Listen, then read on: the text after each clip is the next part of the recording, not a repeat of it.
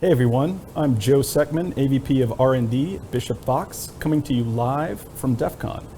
And I am co-host Tom Eston, also from Bishop Fox, and I am here to introduce our next guest, which is someone who knows a little bit about social engineering, and that is Alethe Denis. Good morning. Welcome. Thank you so much for having me. We are glad to have you. So social engineering. Now you have an interesting background, and I'm alluding to you did a podcast on Darknet Diaries, Right. which was a awesome podcast, by the way, which I'm sure you've heard a lot of people talking about that. Can you tell us a little bit about your background and maybe how you got into social engineering? Because I find it fascinating. Sure, absolutely. And also I want to recognize that Jack Reciter is an incredible storyteller who makes me sound way cooler than I actually am. But it was an absolute pleasure to do Darknet Diaries, and I've only gotten the most incredible feedback from that experience. But yeah, I essentially started out social engineering as a latchkey kid. Who had very loose parental supervision. Sorry, Mom. And I would ride the bus downtown in Santa Cruz and just see what I could get away with. And sometimes that was shoplifting. I think the statute of limitations is gone with that. Yeah, I think you're fine. But yeah, by the time I was 11, I had my own account at a local videotape cassette rental place, and they never asked me for an ID. I guess being 5'8" when you're in 5th grade helps. Perhaps. But yeah, I just started out just trying to essentially work the system everywhere that I could. And over time, I learned how to hack vending machines and just got away with a bunch of stuff. Never malicious. I didn't cause any like property damage, but I figured out that if I purchased a bunch of candy bars for 25 cents, I could sell them to the college kids that lived on campus where I lived.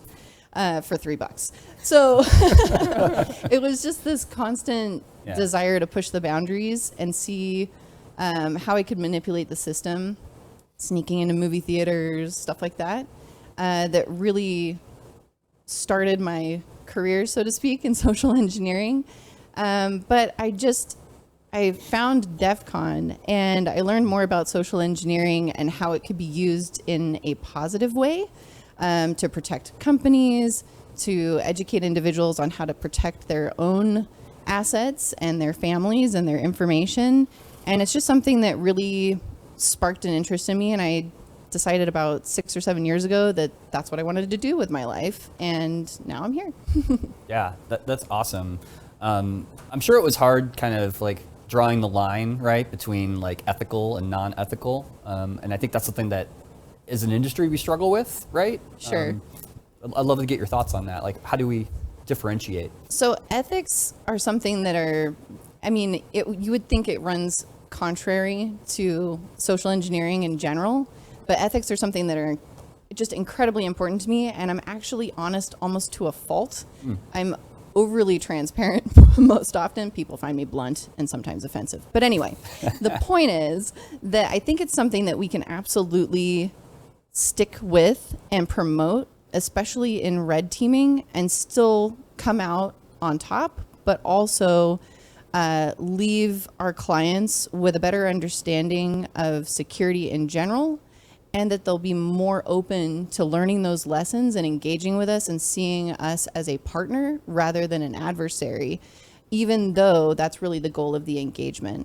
But as far as ethics go, I don't think that you can go wrong if it's something that you would be comfortable telling the world.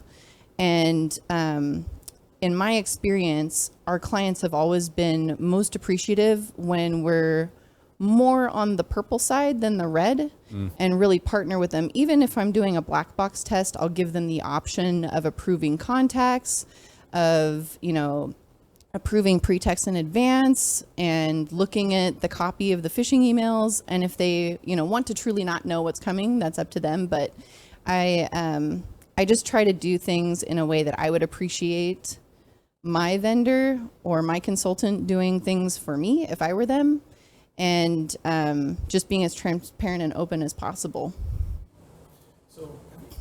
And I think I don't know if this is just I don't know, I can't really think of the term at this moment, but the human element being the weakest link. So red team engagement, pen test, really tough, really tough target. Is it always the human element that wins in the end? I think that humans can be more easily manipulated than computers, and networking and email filtering and all of these technologies that we have now to protect us have come a long way in the last 20 years. I don't know that humans have evolved quite as quickly. So I feel that acknowledging that the human element is important in a total security program is absolutely essential. There's no way that you can protect people using only tools and services. But at the same time, I feel like the training and the security awareness and the acknowledgement and training of social engineering does need to change, and it needs to become a part of a more holistic security program within a company, rather than something that we focus on separately from the greater idea and concepts of security. You can't really encourage a person to take an active role in securing business data if they don't care. So a lot of companies that we've spoken to, that I've done work for in the past, they say, you know, we're doing all these things, we're phishing people, we're doing security awareness training, it's not working. We still have a ton of click-through, we still have folks that are not participating or taking this as something important and that they need to heed. And I think that a lot of that comes down to company culture, because if the individuals who work for the company don't care about the company, they're not going to care about protecting the data. So at the very top of this, I think, yes, we have to acknowledge the human elements. Yes, we have to secure all the things as much as possible with the technology, applications, tools that we have. But at the very top of this pyramid is that company culture that has to be security centric and support the culture of reporting and people taking pride in protecting company, client, vendor, and their own employee data. So speaking about company culture, what about compliance? The angle of compliance comes in, and people really have the best intentions. They think they're doing everything that they need to do. How is that not security? And I'm saying that leading because I've got strong opinions. I think we all have strong opinions about I think it. we all, A little bit. I'm sure if anybody's trained in microfacial expressions, they would have just been like, she wants to talk about this. Oh, this is, yes. So I think this tendency towards compliance over security has won because we've become a culture of people who want to avoid blame and liability rather than finding ways to secure things because the goal is to secure things. So the security versus compliance argument is something that I've become very focused on in the past 12 months dealing with my clients. They seem very focused on frameworks and compliance and am I okay if I have this? Am I okay if I have that? You know, does that align with this control in this framework? And sure, maybe it does. But the issue here is not so much aligning towards a framework. It's that the security program should already be there. The framework should just be there to say, yes, the security program is good. We should not be making security programs based off of a framework and relying on those little checkboxes to keep us safe. But I think that a lot of it falls back towards this idea of insurance over proper security, and having that compliance is the checkbox to make sure that the insurance pays. And unfortunately, that is not going to be the case in a lot of instances going forward because it's getting tougher to get insurance. Cybersecurity insurance may not cover all the things that you think it should. And so relying on cybersecurity insurance policies as your safety net is not sufficient. Yeah. So some of the questions that I've had in the past where I've got this, just go on a rant about compliance is not security. Then I wonder, like, am I just being too harsh? Is there some good that compliance is doing, raising awareness, a baseline of security or false sense of security? Like, what are your thoughts on that? I think the idea of the framework and the security framework at its core is good. I think that people are misusing the frameworks and not making sure that they're looking at their organizations from the standpoint of truly wanting to secure them. They're just trying to make sure that they're compliant and move on with their lives. Because in most cases, these organizations are terribly under-resourced. So you have maybe one or two individuals that are responsible for all of IT and all of security, and they're completely overwhelmed. I've had clients where, we set up an assessment and it takes months just to organize the kickoff call or the first meeting for the assessment because that person is so completely overwhelmed with work. And so in an effort to minimize their, tasks, their daily obligations, that security framework, that compliance, that idea of compliance comes into play only to satisfy the requirements so that they can focus on all of the help desk tickets that they have, all of the immediate desk side support things that they have, all of the other processes that they have to contend with when it comes to technical security controls. So I think as far as the compliance idea goes, I think it's wonderful, but I think that we are not doing what the goal or the intent of those frameworks was from the beginning. And so the focus has shifted again to that security theater rather than true security practices, only because people are overwhelmed, they're stressed out. And I think if you've been in security for longer than 6 months, you're probably fried and maybe a slightly bitter when it comes to dealing with everything that you're getting hit with on a daily basis. Yeah, I wanted to just circle back on social engineering, and specifically, I'm interested in your thoughts on phishing tests, because I still see a lot of clients and a lot of organizations that still have this antiquated, mindset of I'm going to test all of my employees, I'm going to count clicks, and in some cases, we've seen that employees are almost punished in a way for clicking that link. So I'm interested to get your thoughts on, is that still an effective way of security awareness? So back to compliance. If you're doing a phishing test once a year because that's in your compliance framework requirements, that is terribly insufficient and you're not going to learn anything. And at that point, you may as well just assume that you're going to be compromised and then figure out how to remediate that problem that you have, whether it's a culture thing, whether it's just lack of security tools, email filtering, who knows. But doing a once a year email phishing test is terribly insufficient as far as believing that you have social engineering under control. It's not going to make an impact on your organization. And if anything, it will create an enemy of your security team with your employees. And the last thing that you want to do is have your staff view your security team as an adversary. So in the programs that I set up for phishing, I typically do phishing as a service where it's either monthly or quarterly. I recommend starting with quarterly so that you're not giving people the opportunity to be offended and find this to be just like they're being attacked. Like I already have so many things to do in a day, and now I've got to worry about every email in my inbox being booby trapped. That's not a great feeling. So as far as phishing tests go, I will not do a phishing test unless the client can show me that they've done security awareness training within the past 6 months. I will set up quarterly phishing, and then if they haven't been trained, I will train them first, and I insist on that. I don't agree with setting staff up for failure. Yeah. I think that's very contrary to that culture of reporting and the buy-in that we want to get from staff in protecting the company. And then as far as training goes, I focus more on the individual than this is your job, this is our data, you have to protect it, because that's ineffective as well. So that idea of training and phishing go hand in hand.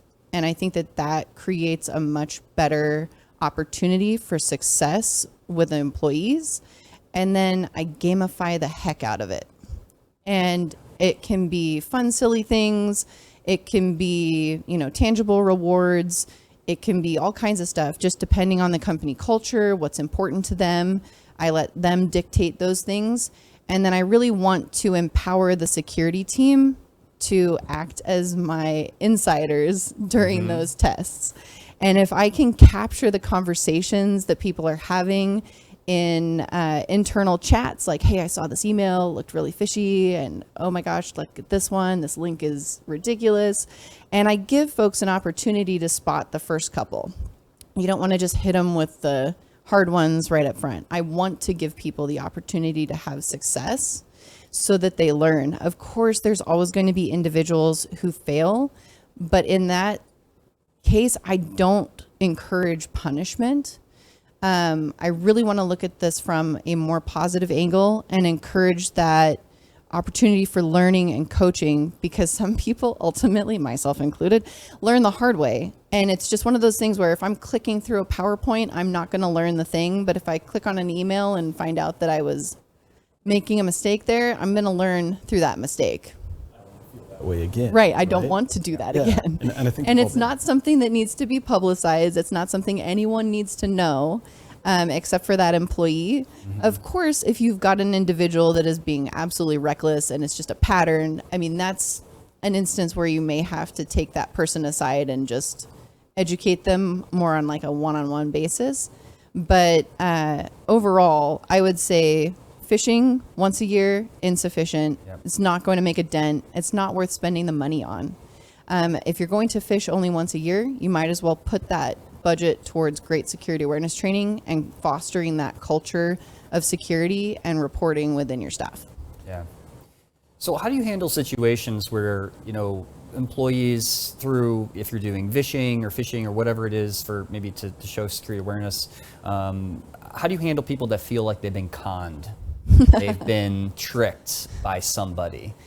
So first of all, I will never use a pretext that is fear-based or that is extremely manipulative or harassing or negative in any way. Every pretext that I use is very benign. It sounds like a normal corporate conversation between two people from the same company or two different companies, and typically it sounds pretty lame. If you were to listen back to the recording, you'd be like, I don't understand what just happened right there. But in doing that, when people understand that the conversation with the nice lady on the phone was not good, then they start to become more guarded in conversations that they have in the future. But they're also not really feeling like they were taken advantage of or manipulated, and they are more open to learning. And with phishing in particular, sometimes I just feel like I'm shooting puppies in the face. Oh gosh. And it's not great, but like I've never had a single individual not go to the link that I gave them over the phone. Not one time has anyone ever pushed back. Wow. And so this is something that we really need to address with our staff, and just making sure that they understand the dangers of the information that they're giving, as well as their need to be helpful and accommodate requests over the phone. Things are not always going to sound like the typical scams that we're aware of that are out there, that are popular, like those that are social media based and that we can easily recognize. Sometimes things do sound pretty tame, normal. And that can be something that I think most people tend to forget, because especially with phishing, you are on the spot. You have to make a decision immediately. And if there is even the hint of an artificial time constraint, typically people will comply. So one thing that I've seen is kind of like a one-size-fits-all approach to either security awareness or phishing or things of that nature. This is an email, this is a link, this is what you don't click on. But what about job function and job role and tailoring certain curriculums specifically for job roles that are targeted from, people that are perpetrating these attacks? That's a really excellent point. I think at the core, there are some fundamentals that are consistent across all job functions, but specializing and customizing that content to fit developers, for example, who may inadvertently share secret keys on publicly accessible places, or making sure that customer service and support staff are very well versed in processes and don't circumvent those processes to verify that account holders do have access to make these changes and that those people are the actual people on the phone. Making sure that those things are communicated in a way that is engaging and that resonates with staff. It's tough to do if you're not doing some kind of live training that has a way for folks to engage with each other in person. But I have seen some providers that do it really well, and finding the provider, whether that's a free or a paid service, that creates content that is in alignment with your company culture and that can provide those specialized or customized elements for specific teams within your company, that I think is very important. Yeah. Well, Alethe, thank you so much for joining us here. I really appreciate it. This has been a fantastic discussion on social engineering and just... Yeah, where can people find out more about you and what you got going on? Well, thank you so much for having me. It was an absolute pleasure to meet you both. People can usually find me on Twitter, and I will be roaming around DEF CON for today and tomorrow. Nice. So don't hesitate to stop me. I've got stickers. Stickers, everybody. All right, sounds great. Well, thank you, Alethe, and thank you, everyone. Stay tuned for more from Bishop Fox Live.